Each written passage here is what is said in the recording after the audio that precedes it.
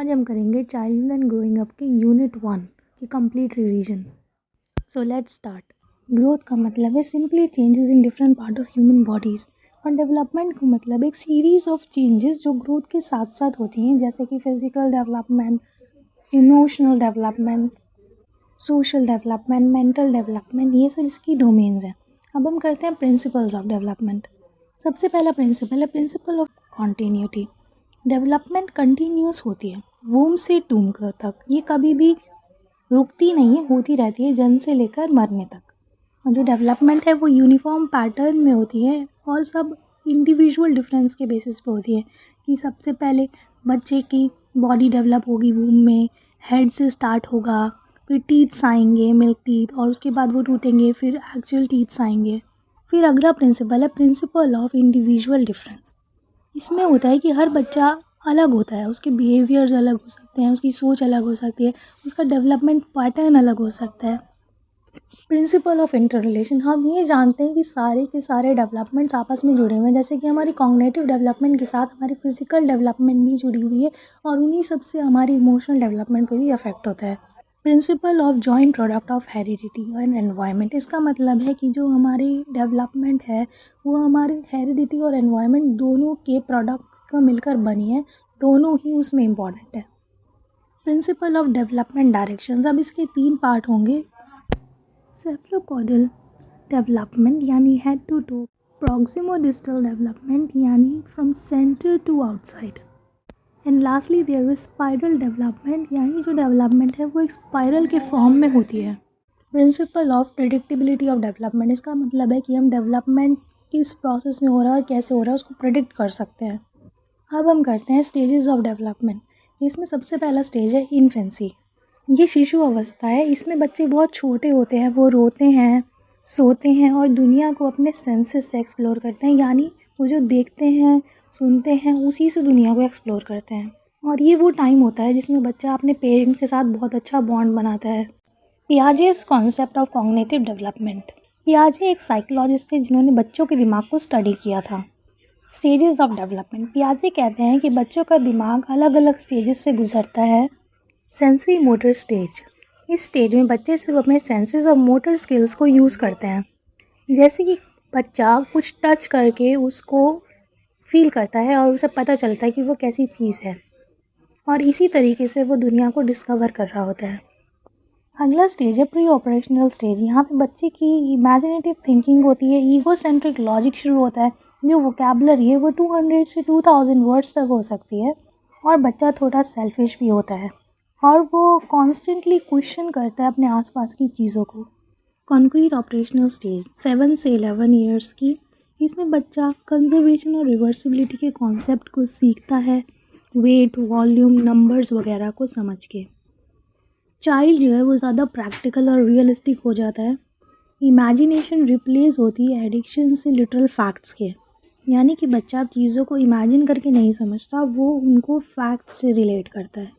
जो एक्सपेरिमेंटेशन थी pre operational stage में, वो बच्चे को desire of simplicity and rules and orders में चेंज होती है। थिंकिंग सिस्टमैटिक नहीं होती। विजुअल प्रॉब्लम्स जो है वो ज़्यादा अच्छे से सॉल्व हो सकती हैं वर्बल प्रॉब्लम्स की जगह, यानी कि बच्चा कोई भी इक्वेशंस मैथ्स की नंबर्स की सॉल्व कर सकता है, बट अभी वर्ड प्रॉब्लम सॉल्व नहीं कर सकता। फॉर्मल ऑपरेशन स्टेज ये 11 to 16 ईयर्स तक है। Ability to think abstractly develops, formal logic को साइंटिफिकली यूज़ करता है। Ability for introspection develops, assumptions of adult rules begin, awareness है सोसाइटी के बारे में वो शुरू हो जाती है बच्चे की। फिजियोलॉजिकल चेंजेस होने लगते हैं, जिसके साथ साथ सेल्फ कॉन्शियसनेस भी बनती है। फिजिकल मैच्योरेशन कंप्लीट हो जाती है, और सोशलाइजेशन अब प्राइमरी डिपेंड करती है एनवायरमेंटल फैक्टर्स पे। कोलबर्ग्स मॉरल डेवलपमेंट, इमेजिन करो कि एक बच्चा है राहुल, और राहुल को कोई चॉकलेट चाहिए लेकिन उसके पास पैसे नहीं हैं। अब राहुल के दिमाग में चल रहा है कि वो पेंसिल चुरा ले या पैसे दे। तो लेवल 1 प्री कन्वेंशनल स्टेज, यहाँ पे बच्चा सोचता है कि अगर उसने पेंसिल चुराई तो या तो उसे पनिशमेंट मिलेगी या नहीं मिलेगी, और उसे पेंसिल की ज़रूरत है। कन्वेंशनल स्टेज, इसमें बच्चा सोसाइटी के रूल्स को फॉलो करता है। वो सोचता है कि लोग उसे अच्छा नहीं समझेंगे, अगर उसने चोरी की, इससे अच्छा वो अपने दोस्त से पैसे मांग ले पेंसिल खरीदने के। पोस्ट कन्वेंशनल स्टेज, इसमें बच्चा अपने प्रिंसिपल्स और वैल्यूज़ के हिसाब से सोचता है कि उसे क्या करना है।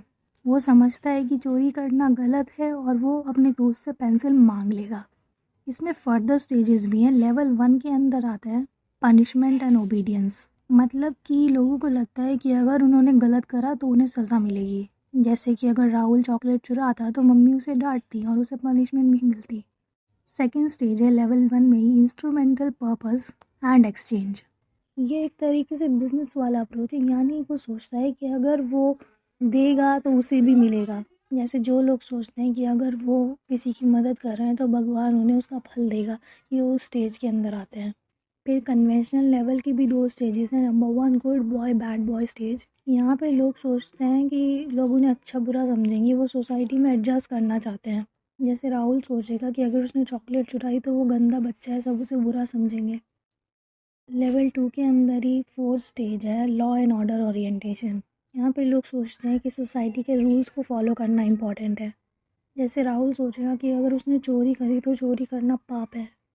लेवल 3 पोस्ट कन्वेंशनल के अंदर 2 स्टेजेस और, इसमें सबसे पहले सोशल कॉन्ट्रैक्ट ओरिएंटेशन है। इसमें लोग सोचते हैं कि रूल्स को फॉलो करना ज़रूरी है, लेकिन अगर रूल्स तोड़ें तो वो गलत नहीं है। इंडिविजुअल राइट्स भी इम्पॉर्टेंट होते हैं।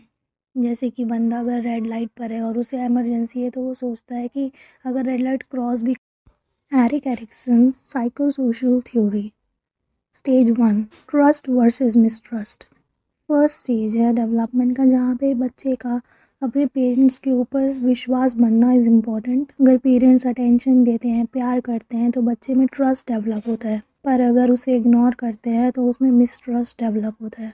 Stage 2 autonomy versus Shem.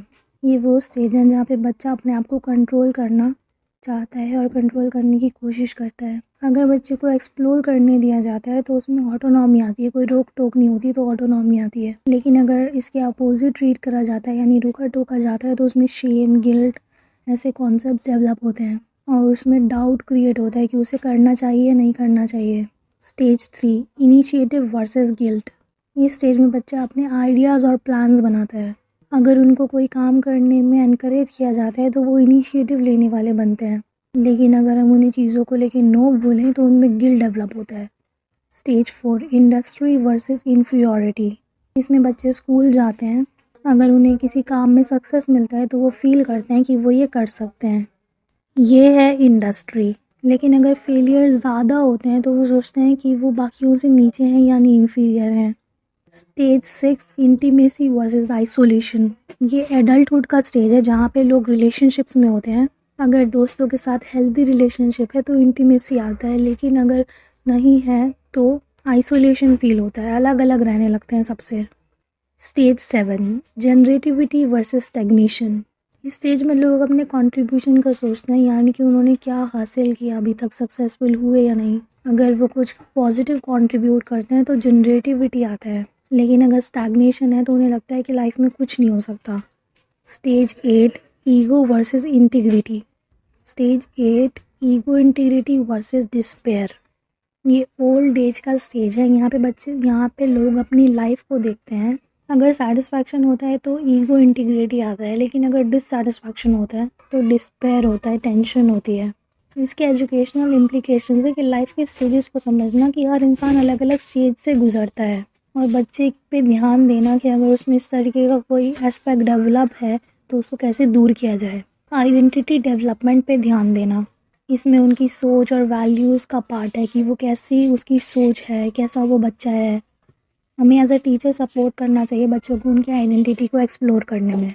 Autonomy बढ़ाना, बच्चे में इंडिविजुअल डिसीजन मेकिंग को एनहांस करना, इम्प्रोवाइज़ करना, यानी कि ऐसी एक्टिविटीज़ कराना जिसमें वो खुद डिसाइड करें, प्रॉब्लम सॉल्व करें। इंडस्ट्री वर्सेस इंफीरियरिटी में बच्चों को अगर वो कोई टास्क कर रहे हैं तो उन्हें कॉम्पिटिशन्स कर रहे हैं तो एनकरेज करना, ताकि उन्हें इन्फीरियर फील ना हो। भले ही वो ज़्यादा बड़ी अचीवमेंट्स ना हो, सेकंड आए, थर्ड आए, लेकिन अगर ना भी आए तो भी उनको एनकरेज करना। इस सब तरीके से अपने टीचिंग एंड एक्सपीरियंस को इम्प्रोवाइज़ करके हम बच्चों की डेवलपमेंट में मदद कर सकते हैं। जो करिकुलम है वो भी इन सब चीज़ों को ध्यान में रख के बढ़ना चाहिए और रिवॉर्ड्स होने चाहिए हर चीज़ पर। ये एरिक एरिक्सन की थ्योरी के थ्रू समझ आता है। Parenting styles. अथॉरिटेटिव पेरेंटिंग, इसमें पेरेंट्स अपने बच्चों के साथ कनेक्ट होते हैं और उनकी फीलिंग्स को समझते हैं।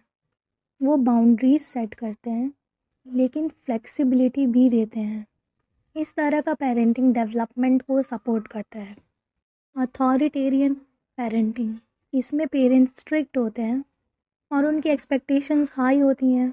यहाँ पर रूल्स एंड डिसिप्लिन्स इम्पॉर्टेंट होते हैं, लेकिन कभी कभी ये स्टाइल बच्चों में फियर डेवलप कर सकता है। परमिसिव पेरेंटिंग, इसमें पेरेंटिंग ज़्यादा फ्लेक्सिबल होती है और रूल्स कम होते हैं। बच्चों को ज़्यादा फ्रीडम मिलती है, लेकिन ये बच्चों के लिए कंफ्यूजिंग हो सकता है। निगलेक्टफुल पेरेंटिंग, यहाँ पे पेरेंट्स कम इन्वॉल्व होते हैं और उनकी अटेंशन बच्चों पे कम होती है। इससे बच्चे का डेवलपमेंट थोड़ा सफ़र कर सकता है। Impact of parenting styles. Children of authoritative parents are confident and responsible, whereas authoritarian parents children थोड़ा प्रेशर क्रिएट करता है लेकिन डिसिप्लिन भी होते हैं बच्चे। परमिसिव स्टाइल से कभी कभी बच्चों को बाउंड्रीज़ का पता चलता है और निगलेक्टफुल पेरेंट्स के बच्चों को अटेंशन की कमी महसूस होती है। ऑफ मीडिया, मीडिया का असर काफ़ी होता है। बच्चे क्या देखते हैं, कार्टून्स वगैरह, ये उनके सोचने समझने और बिहेवियर पे अफेक्ट करता है। एजुकेशनल इम्पैक्ट, बच्चे टीवी देखते हैं, कार्टून्स देखते हैं, इंटरनेट यूज़ करते हैं, उनसे उनको काफ़ी चीज़ें सीखने को मिलती हैं, लेकिन ज़रूरी नहीं जो वो सीखें वो सही हो। चेंज इन बिहेवियर, अगर वो किसी पॉजिटिव करेक्टर को देखते हैं तो वो वैसे बनते हैं, लेकिन अगर वो किसी नेगेटिव करेक्टर्स को देखते हैं, जैसे मूवी में दिखाया जाता है कोई विलन है, उससे इंस्पायर होकर वो बुरा सोचते हैं। जैसे कि स्पाइडरमैन की मूवीज़ को देख के बच्चे का मन करता है स्पाइडरमैन जैसे उड़ने का। सोशल इम्पैक्ट, मीडिया के थ्रू बच्चों के अंदर आपस में कैसे उठना बैठना है, कैसे जुड़ना है लोगों के साथ, कैसे सोशलाइज होना है, वो सब सीखने को मिलता है। कैसे फ्रेंड्स होते हैं, सब कुछ वो सीखते हैं, तो उनकी सोशल लाइफ पर भी उसका अफेक्ट होता है। न्यूट्रिशन, बच्चे मूवीज़ में देख के समझते हैं कि क्या खाना चाहिए, क्या पीना चाहिए, उनका फेवरेट एक्टर खा रहा है वही वो खाते हैं। जैसे कि छोटा भीम देख के बच्चों को भीम का लड्डू खाने का मन करता है। एडवर्टाइजिंग, बच्चों की आधी से ज़्यादा सोच जो एडवर्टाइजमेंट्स आ रहे होते हैं उनको देखकर बनती हैं और उसी से उनको लगता है क्या खरीदना चाहिए क्या नहीं खरीदना चाहिए।